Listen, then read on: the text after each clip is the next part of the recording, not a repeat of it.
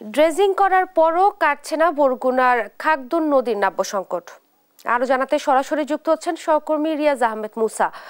মুসা, dredging এর পরও কেন কাটছে না নাব্য সংকট এবং এই বিষয়ে কি বলছে সংশ্লিষ্ট কর্তৃপক্ষ, জানাবেন।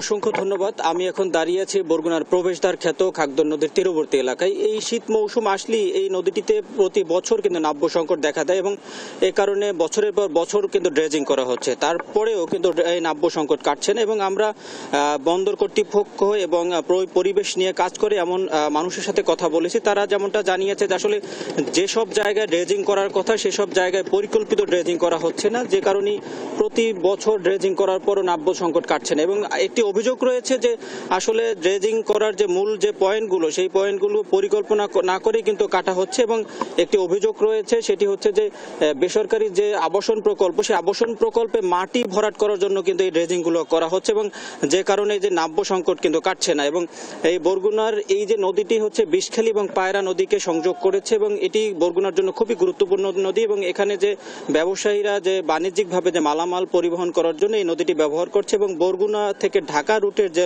লঞ্চ সেটি চলাচল করে কিন্তু এই নদীকে কেন্দ্র করে। এবং এই নদীটি বরগুনার জন্য খুবই গুরুত্বপূর্ণ, কিন্তু প্রতি বছর কোটি কোটি টাকার ড্রেজিং করার ফলেও কিন্তু এই নদীর যে নাব্যতা সংকট সেটি কাটানোর কোনো দেখা যাচ্ছে না। এবং জেলা প্রশাসনের সাথে আমরা কথা বলেছি, জেলা প্রশাসন আমাদেরকে যেমনটা জানানোর চেষ্টা করেছেন যে এই নদীর ড্রেজিং করার জন্য যে গুরুত্বপূর্ণ যে পরিকল্পনা সেটি কিন্তু তারা ইতিমধ্যে হাতে নিয়েছে এবং যে বন্দর কর্তৃপক্ষ তাদের সাথেও আমাদের কথা হয়েছে, তারা জানিয়েছে যে এবং এই বরগুনার যে 6 কিলোমিটারের যে নদীটি সেই 6 কিলোমিটার নদীর বিভিন্ন জায়গায় ডুবোচর তৈরি হয়েছে। বিশেষ করে এই নদীটির যে মোহনা বিষখালী নদীর মোহনায় সেখানেও কিন্তু ডুবোচর তৈরি হওয়ার কারণে প্রতি বছর ড্রেজিং করার পরেও কিন্তু নাব্যতা সংকট তীব্র থেকে তীব্রতর হচ্ছে।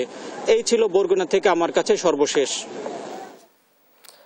ড্রেজিং করার পরও কাটছে না বরগুনার খাগদন নদীর নাব্য সংকট এবং এই ব্যাপারে বিস্তারিত জানাচ্ছিলেন সহকর্মী রিয়াজ আহমেদ মুসা।